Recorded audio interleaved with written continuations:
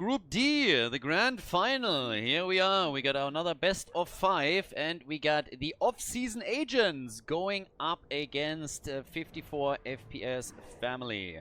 So over on the left side, we got Simply on Garrosh. We get White Tiger with Vala going into a multi-shot build here for the team. We're still in the Spin to Win Cup, obviously. Kratodel is playing Illidan. We got Giblets on Stukov, and the no-scope Ninja is playing Khaldor. As over on the right side in red, we got Stitches, played by Virus Sunset. That's a little bit of a bittersweet name right there. You get a Sunset, and then it's just like Virus Infection. Okay, so yeah, unfortunate. Terran on Dehaka, Robi Kenobi on Rhaegar. We got Yoshiro on Genji, and Serdath is playing Sergeant Hammer. And well, obviously, by now you should already know that the teams don't really draft their compositions, but they go on the website and they are spinning a wheel for every single role on the team, which still gives them a proper team composition. They have their front line, their back line, they get a healer. And with that, we have a bit of an ARAM situation, but still with proper compositions. And we've seen quite a lot of fun stuff here already. But on Brax's holdout, our first map in the best of 5 series, this is actually fairly normal still. Nice little kill there. So Garrosh came in already and was able to set the first kill up for the team. Stitches is down. So yeah, not bad. And then at the same part, we're now having, of course, with the multi-shot build, a couple of additional stacks together. So yeah, let's see how much Vala can do as the game continues, and obviously having that multi-shot is also going to give her more AoE pressure once that we're then talking about, for example, later on the actual objective. So once the Zerg swarm is on the map, that's when we're going to get some actual AoE damage from Vala. Not only the hero damage, but also the deep push. Khaldor obviously is going to help out with that too, so they have a lot of AoE that they can use in order to limit the damage that the opponent's objective does. But first of all, we'll see who locks it in. If the red team is not going to be successful there, who knows, maybe the team in blue is going to be the one to push the agenda. They're already pushing at the bottom of the map. They got the early camp, and now they're going straight up for the wall here. So this one is already about to be taken out. So yeah, not too bad. And yeah, let's see if we can do a little bit more about that right now. I mean, question is still, like, nobody has actually gotten control over the beacons at all. So that's another thing here. And by now, with the control over the top, the red team is now trying to get the one down at the bottom of the map as well. 2 kills to 0, and well, with Genji down by Vala, that also gives her 8 stacks in total. And over here, we're having, of course, the blue team trying to somehow bring this back with 40% on the progress bar already. This is starting to get a little bit dicey. Yes, there's the kill on Stitches. Vala in the corner, and she still survives. Are you kidding me? Rhaegar apparently thought he already had her killed, and all of a sudden is just moving away from that. Yeah, that's kind of wild. That's 4 kills to 0 now for the off-season agents. The whole fight was really on Razor's edge, but they somehow were able to pull it off. Now it's still the red team that has the control over the 2 beacons, but this is actually gonna get a bit wild here. Yoshiro is already starting to jump out and escapes. What is this? Every single damage dealer and carry is all of a sudden in a position where they're escaping the fight with barely any hit points left. So yeah, that's an interesting one. Now the blue team has actually caught up when it comes to progress on the objective. The Haka now being killed at the top as he gets ganked up by Vala, Garrosh and Illidan down to the bottom of the map. We're now looking at the red team, the FPS family taking full control over the beacon again. It's actually pretty close for the first objective. 62% to 54% right now. Illidan trying to go for the camp over there on the left, but the red team is threatening the objective once more, and that means that they have to immediately respond to this. Vala now on 16 stacks. Gets a little bit too close to the Haka, but he shouldn't be able to get the solo kill here. And they already pushed Genji back, so they can re-establish control. The objective play of the red team is actually not too bad, but they haven't gotten a kill yet. Stitch just wants some living bombs, goes for the helping hand, is like, give me some of that stuff. That's the good stuff right there. So yeah, he gets his living bomb damage, but obviously is able to also save the Haka, so good for him. It's kind of funny to me that the red team is still the team that does just better on the objective, but they're not getting any kills. Vala is completing the quest, so good for her. With Sergeant Hammer on level 7 finally getting some additional movement, this could be also where things are starting to look up for the FPS family, because right now they're still in a bit of a tricky spot. And they're actually dangerously close to losing control over the objective again, as only the top beacon is missing. And I think we're gonna soon see a rotation there. The bottom fight doesn't look too great for the red team. Blue team with another kill. This time it's Genji who's taken out. Genji gets eliminated, 6 kills to 0, and damn, the no-scope ninja with a great gravity lapse and then some follow-up damage, but unfortunately for them, Vala wasn't close enough to also chip in, or that could have been another kill. But here's the Hover Siege mode. It's a little bit late, there's a 1-level gap between the two teams. Another big lift from Garrosh, and that's a kill. Look at that combo. The flip into Stukov's lurking arm and then all the damage unloaded on Stitches, and he just doesn't stand a chance, so he gets immediately melted. That's 3 kills against Stitches alone already, so nearly half of the kills against the red team have been Stitches, the front line getting completely demolished. And right now, outside of the objective, I gotta say, the blue team is doing fantastic. But again, the FPS family is still ahead on the objective, and they might actually lock the 100% in, and indeed they do. 100% against 62, so a red team with a strong objective. Now the question is just simply, can they do anything with it? Because team fights are not going their way. Not whatsoever. So at the bottom of the map now, push is happening, everything is already going pretty wild here. They need some more AoE, and here comes Vala, and she immediately starts, of course, to dish out the pain with a multi-shot. 27 stacks now in total. Rhaegar gets attacked. Vala wants the kill, but Sergeant Hammer is helping out, and now the fight turns. This might actually be the first kill for the red team. Genji jumps in deep, and oh, the RNG! Ah! And he survives. Nearly walked into Khaldor's Flame Strike, which would have definitely been the end of him. But yeah, he gets out. That was nearly a typical Genji play out of a Hero League, where you just jump into deep and then all of a sudden you get murdered. Vala, of course, has used the opportunity to get even more multi-shots connected and is now sitting at 31 stacks. So yeah, she's gonna have a pretty decent game if that continues. They are about to hit level 10, and yeah, the heroic ability here in this first game of the best of 5 series for the off-season agents is gonna potentially pose a problem. That's a nice timing window. The only question is, are they gonna try and use... Ooh, they might be able to get Genji. Here comes the hunt, taunt, and then Stitches with another helping hand. The camp could be invaded though. The Haka is still at the top. On the macro level, the red team is doing alright, but it's starting to become a bit of a problem for them that they're not getting any kills here. This could be the first one, and it is. The abused blind man and take him down. So yeah, Illidan goes down.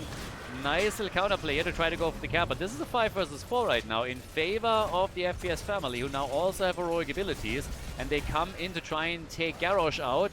The Haka can't quite get him. Kalthus, on the other hand, was already gobbled up and gorged, and he gets killed. So now, all of a sudden, the red team is starting to get a few kills together. Their camp was stolen, and they still got to defend this here. But if you look at the experience and how that shakes up, minion experience is very heavily in favor of the red team. It's really the hero experience where they're trailing, and if the last fight was any indication of them starting to just flip the page on this, then they might now be able to get some momentum here. This was definitely long overdue if you want to have a chance in this grand final. So we'll see how that plays out for them. At least everybody has now heroics. The stacks are pretty decent for the blue team. They got the 36 for Vala, but also Kalthus is done with this quest and is currently sitting at 24. The Stitches hooks, they don't have the extra range yet, but this one would have missed either way. So now it's again Garrosh at the front that gets poked down slowly. But structurally, the red team is ahead. They've done damage down at the bottom of the map. They're really using the Haka well too. So the Haka has the entire time been doing work at the bottom of the map. And even in that solo now, he gets the lick on Illidan. And that's starting to become a problem for Khaldor. He also had to suffer another minion wave that moved in and did damage there. But Stitches gets killed. Vala, on the other hand, murdered by Genji a second later. So a kill for a kill at the top lane. And Sergeant Hammer is starting to play more and more of a role here. Down at the bottom of the map, Illidan starting to do a bit better against Dehaka, who uses his ult. Illidan is not impressed. It's just like continuing to attack here. Makes his way out of all of this. But that's one ult gone. And technically, Illidan still has Hun, so could potentially use it if need be. Top side, the blue team is starting to take over. This is actually getting a bit wild here. So right now, they're fighting for every single inch of the map. They're really on it at this point. And Stitches is coming back in again. Yeah, he's trying to go for a nice gorge. Gets flipped. Not get the hit here. If he gets the Stukov and is able to get gorged through, then they might be able to get a kill here. But they go for Garrosh instead. I'm not quite sure if that's really going to help them. Illidan immediately hunts in to try and help out. Garrosh in a corner. They're not focusing properly though. They're too split right now, and that leads to Genji being eliminated. Blue team is low. Everybody's low, but nobody got fully targeted, and that's why all of them are still able to walk away from this. Vala, by the way, with under 50 hit points as she escapes. Garrosh, on the other hand, he might... Where's that auto? No! Sergeant had a chance to go for that one auto attack that was missing, but used it a bit too late. And that allowed a heal to hit on Garrosh, and he makes it through it. How did nobody die on the blue team? I mean, seriously. Red team needs to coordinate a bit better who they're going for. A gorge on Garrosh, then nobody focuses on Garrosh. They start attacking the backline, then leave off from it. They were definitely a little bit confused on this one. They didn't really know what they wanted to focus first. And they had so many kill opportunities, I'm not even sure if I can blame them, but some coordination would have definitely ended in a better spot after that team fight for them. 9 kills to 3 overall, 13 talents are ready for the off-season agents, and the FPS family, they are losing Stitches again. Stitches is really having a mobility problem here. He died 5 times already. That's 50% of their deaths. So he's still keeping the ratio alive. Vala with 45,000 damage by now. He's adding a little bit more as we speak. That's the same number that Sergeant Hammer is currently ending up with. And at the top, still a 2v1 now that Genji came in. Nice! That was a great ult from the Haka. Fantastic ult, and it immediately leads to a kill. Nice little move. The Haka is making a lot of great plays for the team, not only on the macro level, but also this ult coming through was the only reason why Lytton wasn't able to get away from this one. Died 2 times by now. Another wave against the fort at the top. This is really where they're doing better. The macro and just generally the lane pushing is where the red team currently has the upper hand. They're trying to get another kill here. Nice, good ancestral. Big BFG. Huge BFG just now. That was a pretty important one. That could have led to a kill. No Scope Ninja in particular was dangerously close with Kel'Thas. Now another hook, but immediately the reaction. But here comes the kill. Kel'Thas down. The hunt. And they kill Stitches. 4 versus 4. More progress though for the FPS family. And keep in mind, this is not a winner-takes-all objective. So any point that you get here is already a win no matter what happens afterwards. Stukov gets also dropped. Sergeant Hammer with the final hit. They're trying to go for Genji, and they get him! Nice. Garrosh with a neat little move. It's just kill for kill right now. Like, seriously, it's like kill after kill after kill. The problem is that during all of this, the objective was still counting towards the red team, and they take it again. Big wave at the top. Illidan is not gonna stop that. They need someone with some actual AoE damage at the top, and they don't send them there. Bottom fort is already eliminated. Now slowly Kel'Thas and Vala make their way towards the top, but I don't think they can stop this in time. This is highly doubtful. On the flip side, I don't even know why the red team is even wasting their time down at the bottom of the map. They could have gone to the top and potentially pushed this even further, but this fort is definitely going to get destroyed. There is no hope of saving this. It's just not happening. Big hook is coming in. Yeah, against Illidan. I'm not quite sure if they can do anything about it. There's no damage dealers here yet. So they waste their time a little bit, but that's all. Now they're attempting to flank in as part of the wave is still active. Illidan is in trouble because of it. Nice! Beautiful lick from the Haka again. And that BFG killed both. The BFG actually killed Illidan in the back as well. Couldn't even properly see that. That was sexy. Look at this. Check this one out. Look at the BFG. Sergeant Hammer in position at the bottom right. Now with a shot. And then Illidan gets hit on the other end. The beautiful double kill. Just too damn good. And now they're pushing for the keep up at the top here. Level 16 is already in. The red team might just turn this. They're still behind in kills, but look how well they're playing this now. They have the momentum. They just keep pushing it. And they're getting kill after kill. Staggered deaths all around. Kalthus is trying to escape. Gets body blocked and barely saved. Wow. The topside keep is gone on the other hand. Oh, and Kalthus gets killed by Genji. Nice. That was another big one. So, just like that, 2 forts and a keep are gone on the side of the off-season agents. I don't want to say they came out of nowhere, but it was definitely a big setback for the blue team, who up to this point, at least in team fights, were the dominant force. So, the FPS agents, the FPS family, they're actually in control now. They've always done well on the objective. We talked about this several times, but now they're doing really, really well just overall. Core, yeah, didn't get scratched. He lost his shield. They're trying to sneak the objective here. This could actually be a little bit dicey. This might be where they throw it all away again. Yeah, they need a gorge probably. Already coming in. BFG is being used. Boss is being fought over. Who takes it? Kalthus, not here yet. Slowly on the way. And the boss is taken by the blue team. What are you doing? Illidan is down. Stitches is down. This is going to be a throw, isn't it? Yeah, quick X strike by Genji, who gets away.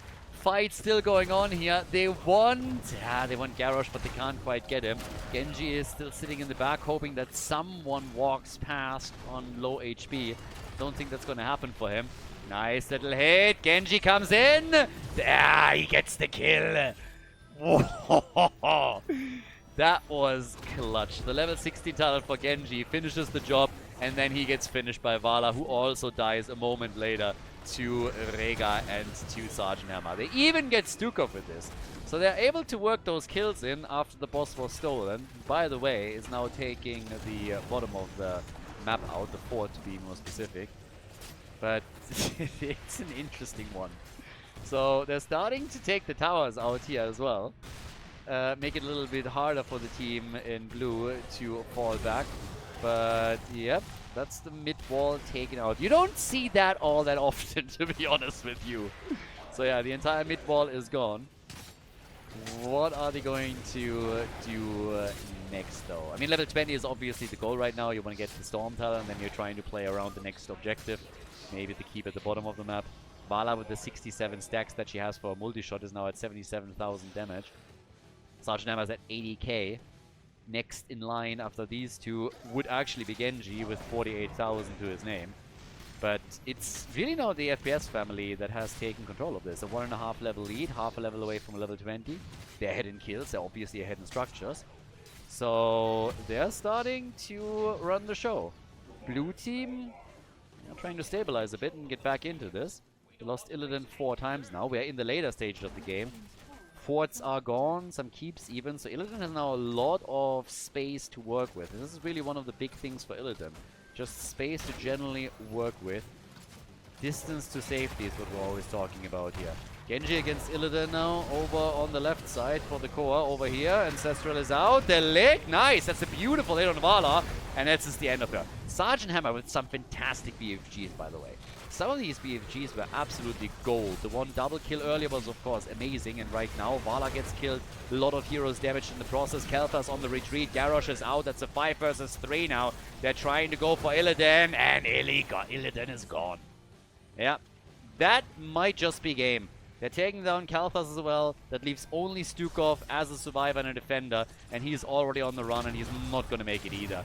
5-man team wipe. Entire team gets absolutely murdered, and this is game 1. Nice comeback. Great comeback, actually, by the FPS family. After a really shaky start into game number 1 of the best of 5, they are able to win it here on Brax's holdout and take down the off-season agents. Nicely done.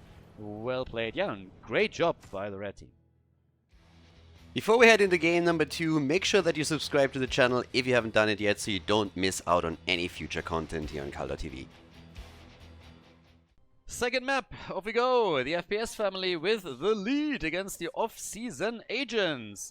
Well, we're in Garden of Terror right now, so pretty much the opposite from the last map. This time we're going on a much bigger one. Over on the left, we got the blue team with the Vikings. Look at that. The no-scope ninja on the Vikings. Kratodel on Cassia. We got Simply on Diablo. We got Giblets on Anduin. And White Tiger is playing Tracer.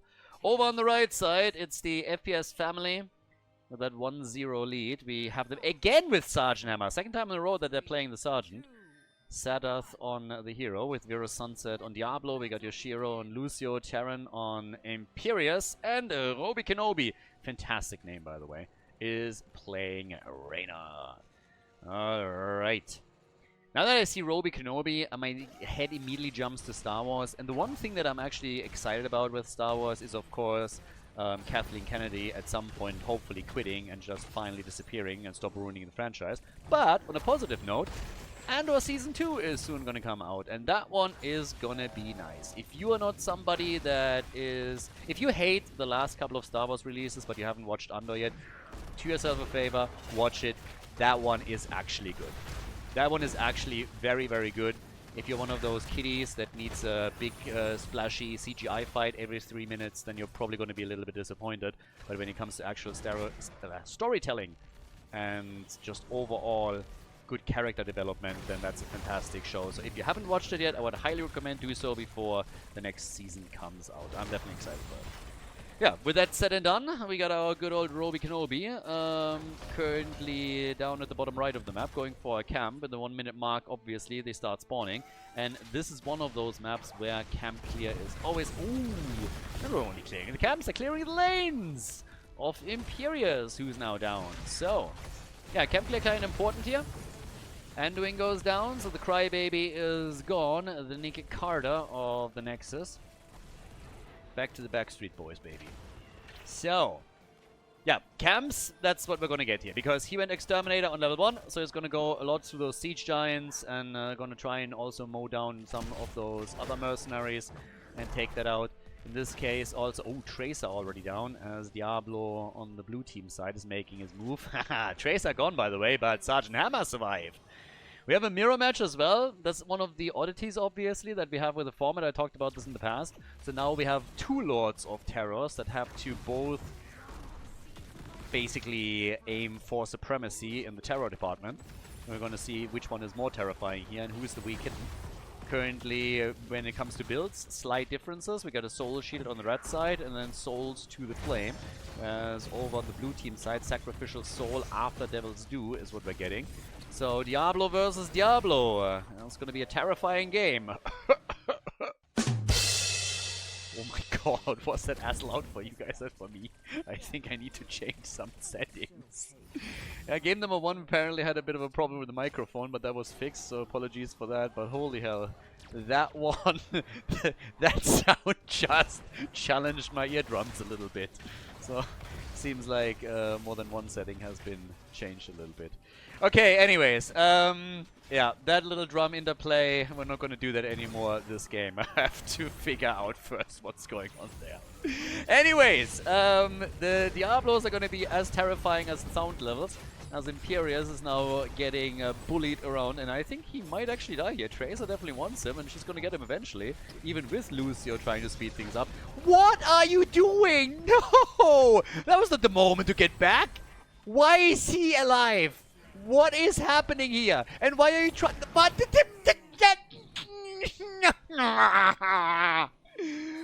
What?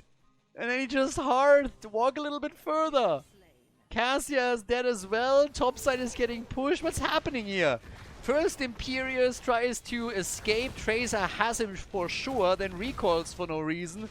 Then he tries to hearth back instead of walking just a little bit further because he's afraid of that fort. And then Diablo comes in and says, like, you know what? If she doesn't kill you, I'm gonna do the job for her. So, yeah, that's a kill. Now we have 4 kills to 3. We have level 7 talents in. The red team has already taken the lead on experience, and they destroyed the top 4 to boot. The first seed has just now barely been taken. What is happening in this game? Diablo is now dead in the middle. I mean, it's utter carnage. The game is total chaos. It's ridiculous. All over the place at this point. 3 kills to 5. 1 fort gone. Sergeant Hammer is now in the middle, trying to go for the next fort. the blue team apparently is a bit off kilter here and has just now locked in the level 7 talents. But Cassia is now playing against Sergeant Hammer, who has a Siege Giant support him too. And she's not gonna have a lot of fun here. Look at this! Sergeant Hammer has that fort down to a third of the hit points already. And down at the bottom of the map, the fight continues. The Vikings are trying to hold the experience everywhere. But this is just a disaster. Tracer gets again eliminated. So she's gone. And yeah, that's Diablo probably dying too.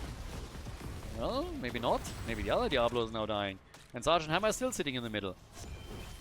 Yeah, completely alone. In this case, actually, she has a little bit of assistance. They're gonna get another fort. What is happening? We're 5 minutes into the game and they're 2 forts down. What? And there's level 10. So now level 10 is ready as well. And while this is happening, Imperial is going for fort number 3 at the bottom of the map. Diablo is dead. Lucio is gone. What? And now... okay. Bottom of the map, at least Imperius gets eliminated too. I mean, it is a brawl. I give him that. That's a hero brawler. That's what Blizzard went for in the first place back in the days. We don't have a MOBA. We have a hero brawler. No, no, no, no, no. This is not a map. No. This is a battleground. No, no, no, Cassus. You can't say they got a kill. They got a takedown. I wish I was making all of this up, but that's actually directives that we got from Blizzard back in the day. So, yeah. The good old, we want to be special and we don't want anybody to think we are anything like League of Legends or Dota 2. The evil people. Yeah. The exact same reason why they didn't start with their 6 versus 6 in Overwatch. We want to be different. But yeah, 5 kills to 7. Blue team.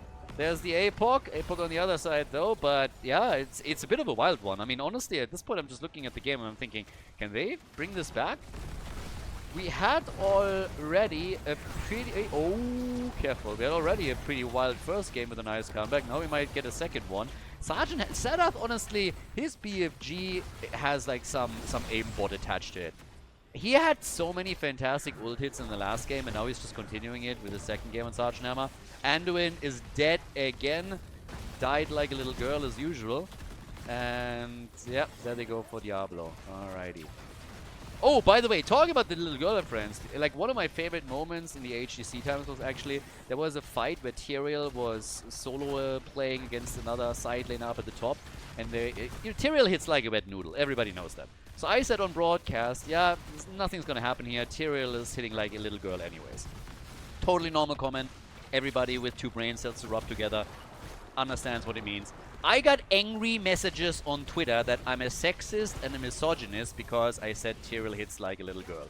I was just sitting there thinking like, the fuck are we even talking about at this point? First of all, I said girl. Second of all, we can make a test here. I hit you in the face and then a little girl hits you in the face. Tell me if you can feel a difference. Ridiculous. Anyways, so, who was hitting like a little girl? Ah, Anduin died like a little girl. Okay, same thing. But yeah, not going to make that example here, but yeah, Vikings are going down, but that's not going to be the only one. After the fort gun, the keep got exposed at the top. Tracer with a light bomb. Look at that. Andon was useful for a change. They go for Diablo, and he's dead. So, which Diablo is actually better? 3 kills, 3 deaths and 1 death. Damage output. Yeah, red team is clearly winning this right now. Red team's Diablo. He's the terrifying force of evil in this game. And the other one is the weak little kitty. So, right now, we get jump for the Vikings. Oh, but Lucio is dead. I'm a little bit worried, honestly, about all of these structures that are going down. Each team has now a seat, so when it comes to objective play, I suppose that all is still up in the air. But with the fountains missing in the middle of the map, the off-season agents, they are having a problem. They might have to rename themselves into the off-game agents over here because they're a little bit off their game for sure. And as I say that, they take a camp away and get a double kill. Alright. Caster Curse right there, striking. Is that the comeback? Is that the comeback right now? I mean, they haven't taken a fort down yet, but they're starting to get dangerously close here in the middle. The red team has used that opportunity to grab themselves a second seed. so we'll see what they're going to be able to do with that.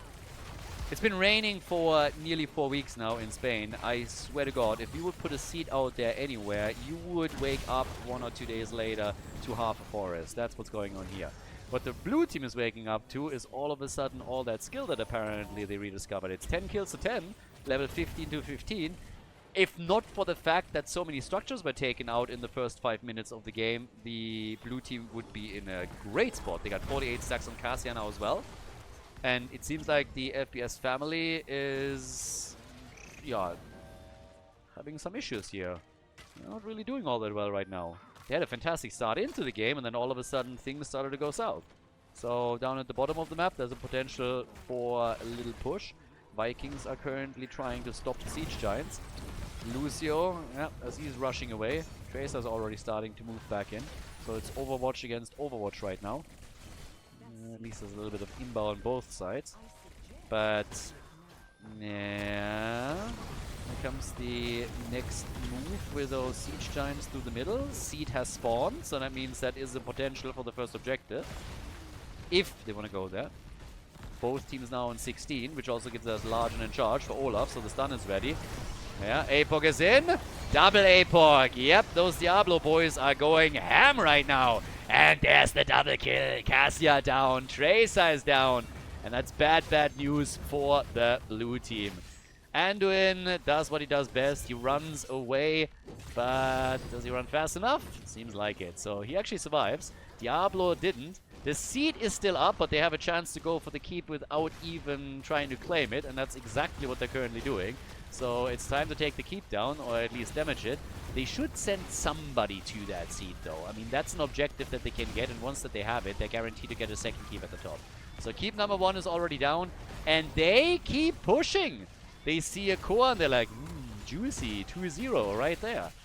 So Imperius is going to get the objective for them, but down there, Diablo is dead. Dibbles is gone. Topside keep, by the way, is going down to the catapult, so that's already a problem. The rest of the team hasn't given up on this yet. Lucio, run! And, well, run he does. So Lucio escapes. Here comes the light bomb engage. Nice double stun that he gets out of it. Diablo is dead, but they might still get the kill. Cassia is dead too. How did everybody survive here? Ridiculous. The core is going to get dropped slowly. I don't think they can defend this either. What a weird game. We're only 12 minutes into this. This is God of Terror, for crying out loud. How is this a 12-minute game? What is happening here? Absolute nasty. 2-0 for the FPS family as they lock in the second victory with 17 kills to 11 and 50,000 damage for Reyna. This is Jimmy. There's the win. GG.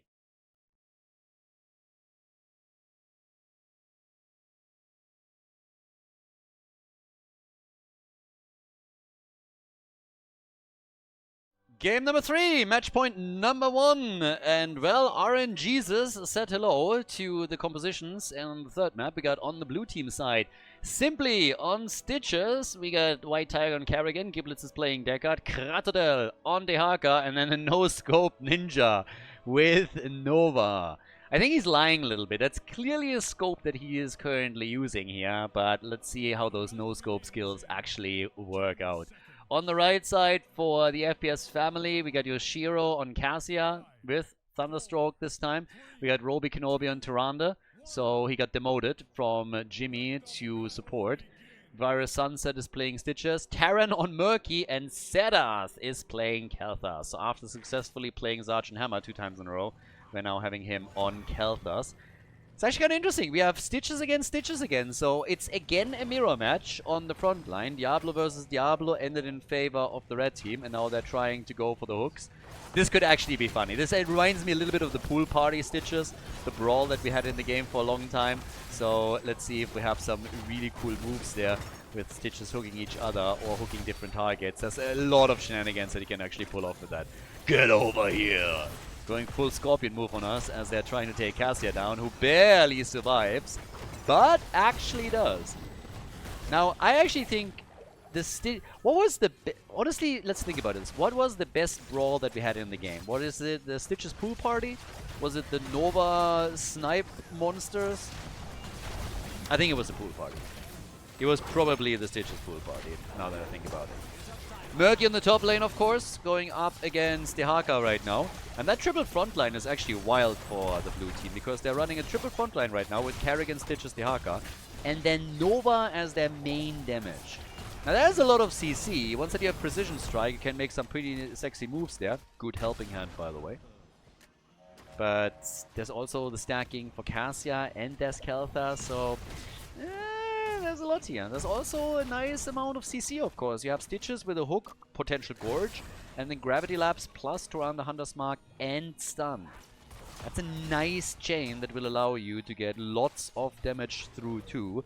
So time will tell how this is gonna play out for the FPS family here. If they can sync these attacks up properly, or if the off-season agents are having a say in that.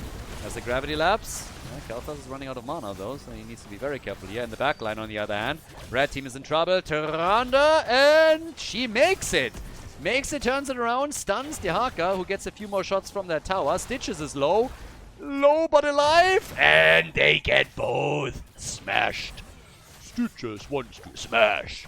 Yep, and smash he did. And he survives! Has Devour and survives thanks to Devour here. Damn, that's a double kill for the red team. These boys are on fire right now. They got the lead in talents that they can already use. The Immortal is spawning soon. Nobody has gone for the Shaman camp, by the way. Nobody has made a move on this, and the Haka has jumped down to the bottom of the map, which is of course a little bit of a problem now, because Murky!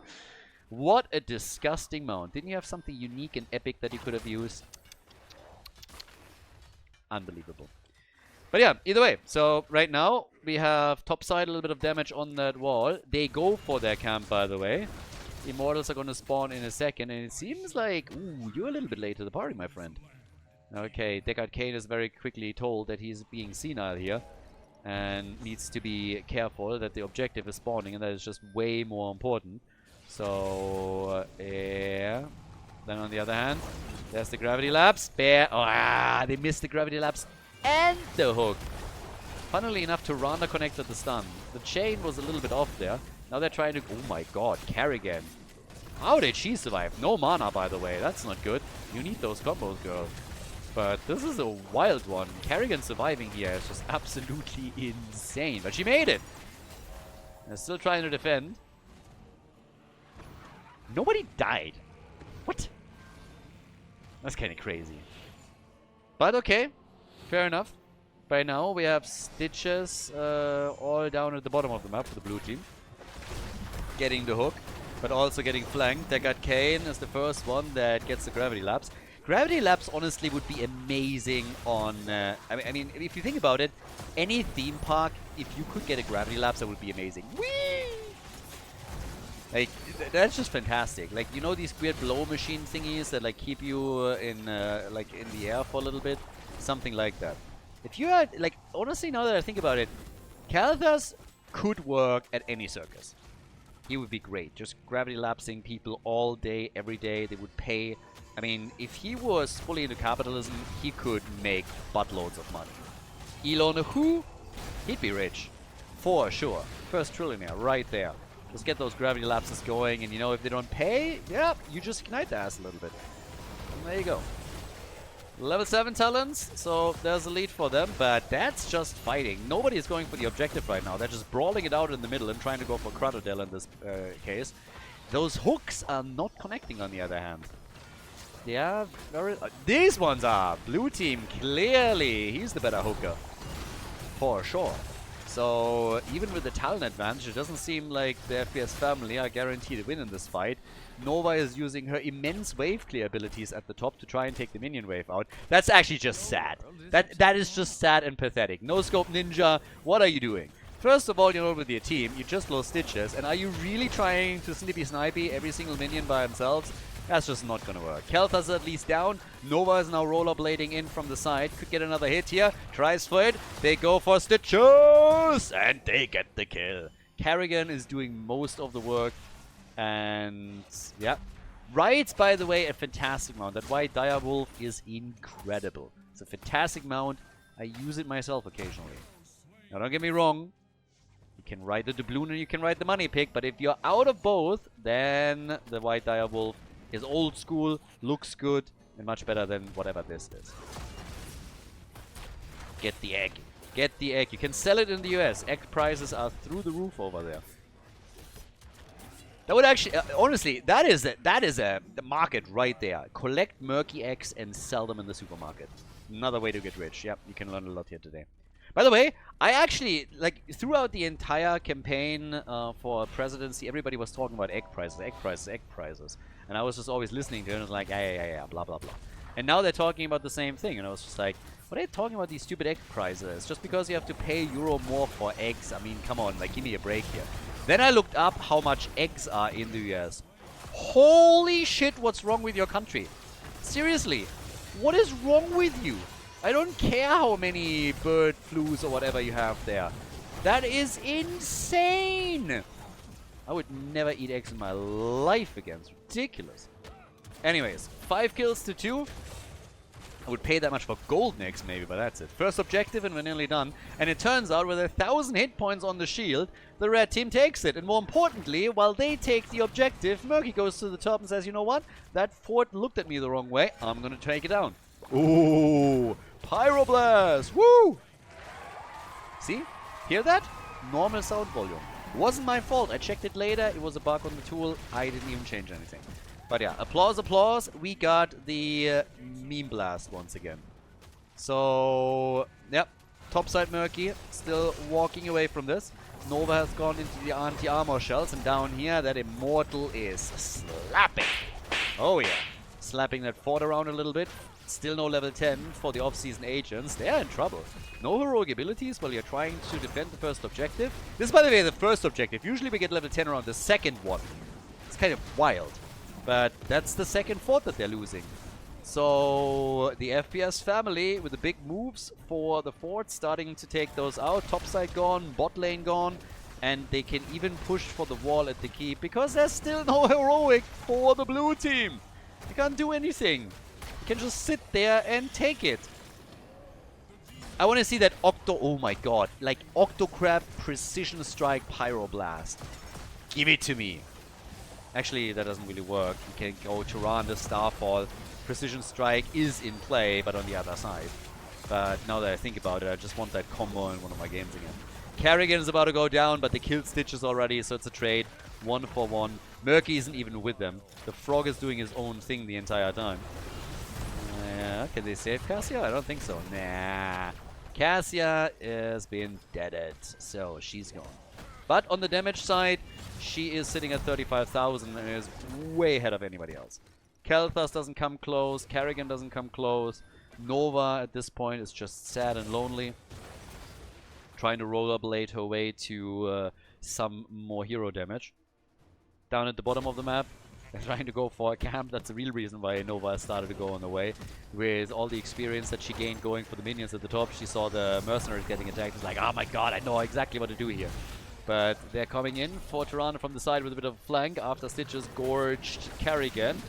Yeah, double gorge here. And now, who takes it? I mean, Murky and Dehaka are both not here. Dehaka could tunnel down to the bottom of the map if he really wanted to. Here comes the Gravity Labs. Kerrigan! The hook! And the gorge on... Oh! Kel'Thas Pyro kill! Yep, and the Precision Strike takes out Cassia. Damn, they are going all out on this. Dehaka Murky are still fighting their one-on-one at the top lane for the keep, basically. Dehaka is now down at the bottom of the map, which is a bit of an issue, because that means Murky is alone again. They killed Tyrande, congratulations, and they might kill Stitches, but what are they giving up for this?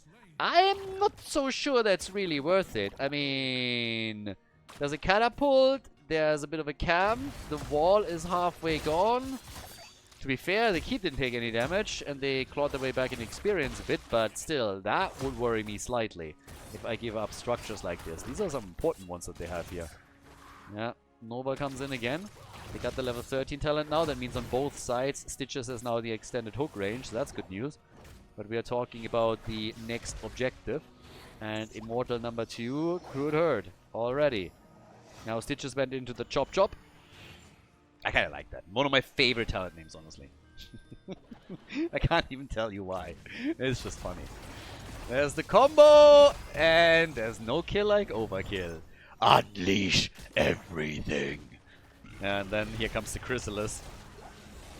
Gets gorged. She should be dead. No! The hook! Yes! Those are the plays. That's why I'm here. Fantastic. Yep, that's awesome. Now we got Carrigan taking out Stitches. He was so happy that he got the hook in the gorge, and then he just gets hooked himself, and his entire play gets ruined. And wow, he is crushing it. Look at this. Blue Team Stitches is doing work over here. That's the second great hook in a row now.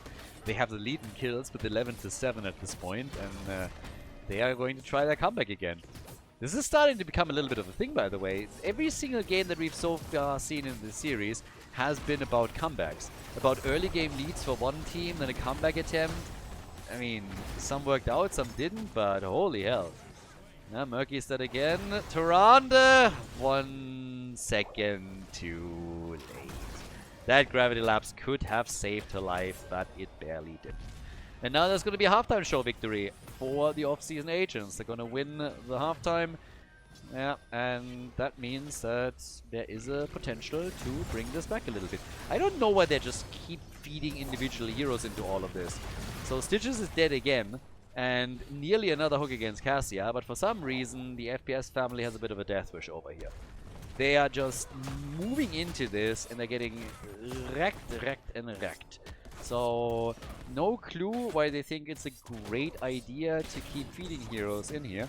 But it leads to them falling behind in experience and in kills. And keep in mind, this is a game where the red team had more than a level lead around level 10. All of that's gone now. The one thing that they still have is the structural advantage. That's not nothing. It's good. But that might be lost soon as well. So, yep, the hooks, they keep coming. Both of the Stitches players are, of course, looking for a few good connects here. Red Team Stitches is back as well. And yep, there we go. That's a push right there. Giblets is in. Okay, 13-7. Wall is gone. Murky, by the way, has Murky been with the team even once? I'm still waiting for some Octograb combos and I'm not getting them because he's just not joining the fun. Instead, here comes another hook. The Gorge as well. Sleeper move from Deckard Cain. And they are trying to go for Simply. And is he simply dead? Yes, he is. Took a little bit longer than expected, but the Pyroblast, oh, gets blocked by the Chrysalis. Pyroblast was on the way to Carrigan, but the Chrysalis proc is there. So down at the bottom of the map, now we have the fort, or the keep, exposed. Topside fort has fallen. They're still close in experience. Cassia, by the way, is getting more stacks together and is now sitting at 70. That starts hurting. That starts doing work. I mean, Cassia is now at 50,000 damage. She's still top damage in the game, even though Khaldor is starting to catch up.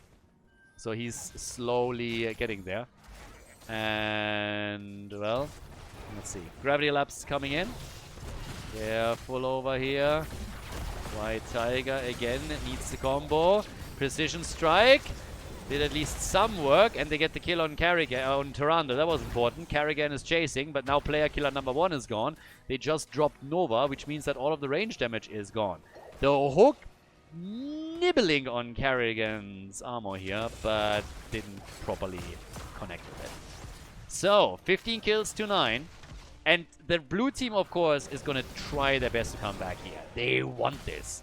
They need to start the comeback. This is match point. If the FPS family takes it again, then they're going to take it. And I mean the match, not just the map. So, at the top, Mercmaster, 2000. With another Pathwa Fish. What is Murky Siege damage, actually? I haven't even paid attention to it. 100,000, roughly. That's not bad. Oh, another hook! These Stitches against Stitches games are kind of funny. Yep, they're gonna kill him. In the middle of 2 towers. He died 6 times already. 6 times. And now he's down just as the objective is gone. Deckard Cain a little bit. yeah, he gets pinged immediately.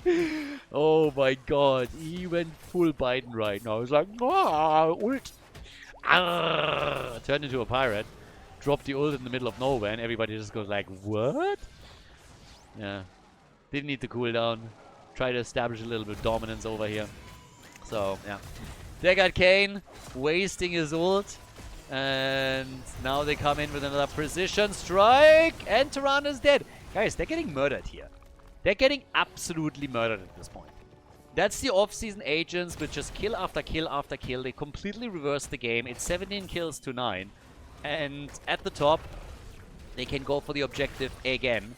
There's a few catapults on the lanes, a little bit of a concern, but at least they took also their shaman camp at the bot lane, so that is going to alleviate some of the pressure. This is a bit annoying though, because this is going to cost them the tower and maybe even some hit points on the keep if nobody gets over there. They're still waiting for Tyrande. She's another 20 seconds down before she comes back into the game. Here, on the other hand, another Gorge. Stitches is trying to provide for the team. 5 versus 4. They're forcing it. And Kelthas is down. They keep feeding these kills to them. Deckard Kane is a bit low, but this keeps happening. Now Cassia is dead too. Staggered deaths all over the place. Honestly, this looks like quick match occasionally. 100 stacks for Cassia. Fantastic for her. But it's been ages since we've seen a proper 5 versus 5 fight because the red team, for some reason, has a death wish. They just keep moving in and, yeah, just keep dying to this. And not only does that feed experience to the off-season agents, it also makes it so that they lose complete control of the entire game. Now it's going to be very likely a massive immortal that the blue team locks in. Tyrande might be able to reduce it a little bit more, but again, she's also playing with fire here. The longer you stay, if that hook hits you, then you are the next one that falls. So she tries to get it at least down to 50%. The shield is still gonna hurt them. And yep, run baby run. There's the hook, and she dodges, but that could have been nasty.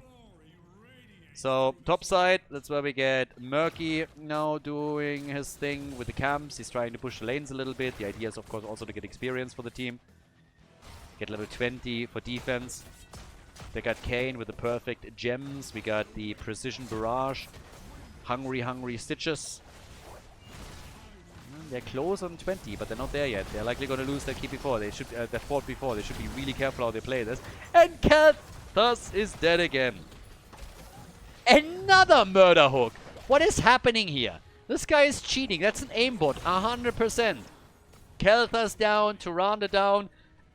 They're murdering them. I mean, they're absolutely murdering them right now.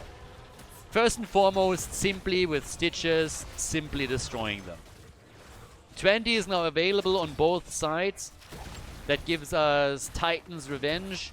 Flamethrower for Kelthas. He doesn't want to have anything to do with that. He just wants to stay as far away as possible from here on out. But yeah, here comes the next precision barrage. Tries to take the minion wave down so they can push further. And this is likely going to be the end of the keep. It is going to be the end of the keep. The question is just simply, can they do more? Blue team needs to be a little bit careful though too. Like, don't overreach here. And yeah, they're starting to move back. But boy, has the red team lost control of this. Cassia is now at 111 stacks. She has 72,000 damage and it means nothing at this point. They just can't coordinate their fights. This is the biggest problem that they have. The fights that they're trying to establish here are absolutely not working for them. Most of the time, they're 1 or 2 heroes down. If not, then one of their squishies dies instantly. They need to position better around the hooks of Stitches. Maybe get some vision there. Send Murky to scout. I mean, I don't know. But something. And for the blue team, it's great. I mean, they're doing everything right. They just have to now finish it. They're ahead in structures. That's actually the only real advantage that they have. Obviously, they have a lot of momentum too. But they don't have a talent advantage anymore. They're ahead in kills, but the stats gap is not that great. They're 1 level ahead. Yes, that gives you a little bit of a bonus, obviously. But still. So, Murky is back. After he just got killed by player kill number 1. The egg, by the way, is in the base. That is a clear sign that you lost confidence. Okay. Moves it forward. Oh, a bold choice. Behind the next tower. So yeah, that's half a screen. A real Murky, you know, you would drop the egg right over here. And then attack that keep over and over again. Go full quick match on them. But here comes the next objective. I mean, the blue team doesn't have it in the bag yet. They got the lead. Things are looking good. They're taking the cap. Oh, now they get hooked. Okay, if they can kill Stitches here, where's my Gravity Lapse? Gravity Lapse, stun, and dead he is. Stitches is gone. That was the biggest threat, honestly, from the off-season agents. That is not good for them. Yeah, that kind of sucks. This time they were the ones that got hooked here. Now it's a 5 versus 1 from their perspective. Murky still has Octograb. Careful, Carrigan. So this could get really dangerous now for the blue team. Because the halftime show is gone quickly. This, on the other hand, will have to be dealt with. Murky is most likely going to be the one. There's a lot of wave clear. Shouldn't really be a problem for him. Good hook from Stitches again. If nothing else, then it slows them down a bit trying to do damage. And yeah, as is, Murky is indeed dealing with the bottom of the map. And they are just trying to go for the next immortal. Now 21, 22 minutes in. So this one is going to hit hard. And this could equalize the entire game. Stitches is still not back for another 10 seconds. So he's not going to be here until this is taken. And, well, there it is. Immortal is dropped. Octo grab. And can they get the Haka? Gets gobbled up. Hungry, hungry Stitches. Where are my stuns? Where are my Gravity Lapses? There they are. Both are hit. Both are killed. What the hell? Huge. And then they kill Nova too. Yeah, Stitches can gobble up Kelthas all he wants. Even if he dies, I don't care. Because that double kill was just too much. But Carrigan with a sick combo here. And then she also blocks the... Wow. All of these things. Insane. I honestly thought it was over here. Look at this. Double gobble. And then the full-on shebang on the two heroes. And then Carrigan just ruined everything by dropping them. That was amazing.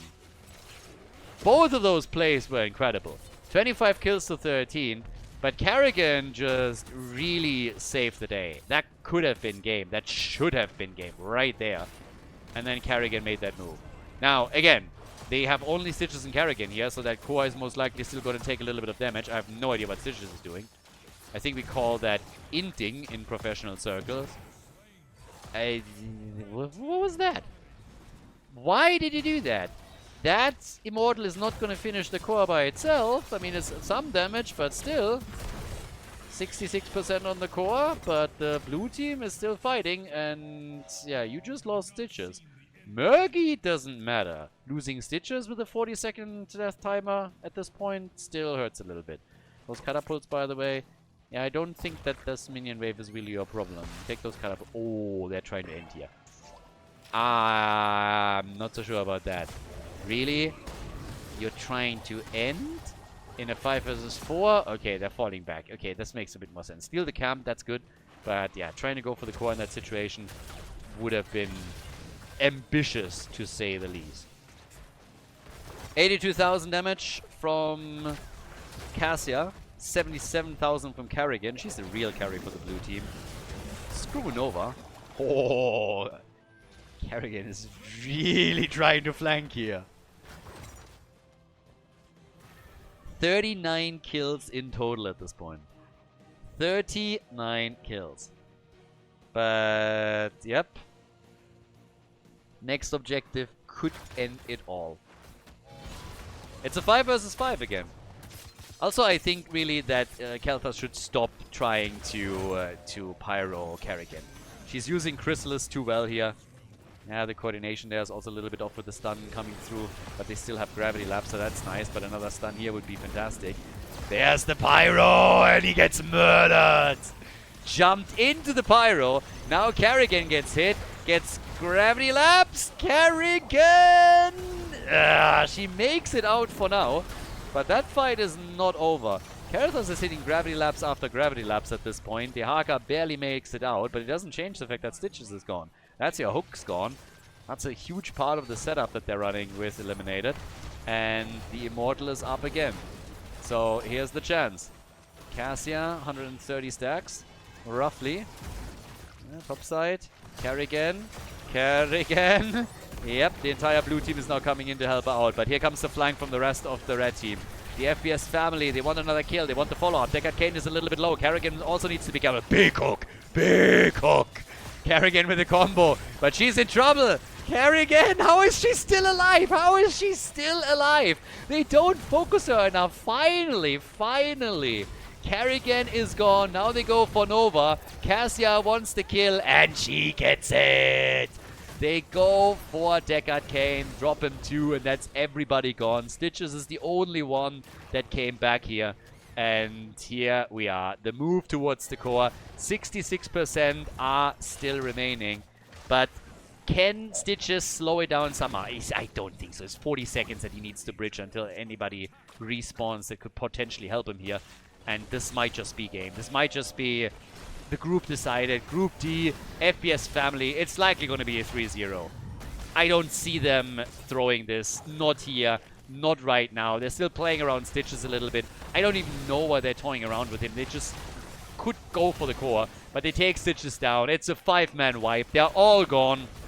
That's the core eliminated. That's victory right there. They're gonna take it. The off-season agents. Great series, great fun, great games, but they are defeated. They weren't able to take a single map. They are 7 kills ahead, but they lose game number 3 on Battlefield of Eternity. And it is the FPS family that locks in the victory in Group D. GG! Well played.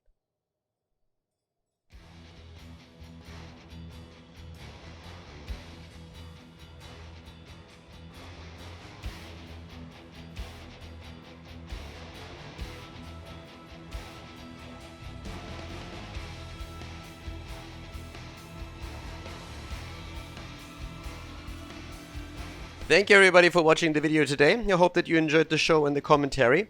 And keep in mind that the spoiler protection that is going to run for the rest of the video is made possible by all the support on patreon.com. So guys, if you want to support my work, if you want to help me start new projects and keep the spoiler protection in place, please consider heading over to patreon.com/Khaldor. There's also a link in the YouTube description, and check that out. Thanks in advance, and see you guys next time with more esports coverage here on Khaldor TV. Have a great day.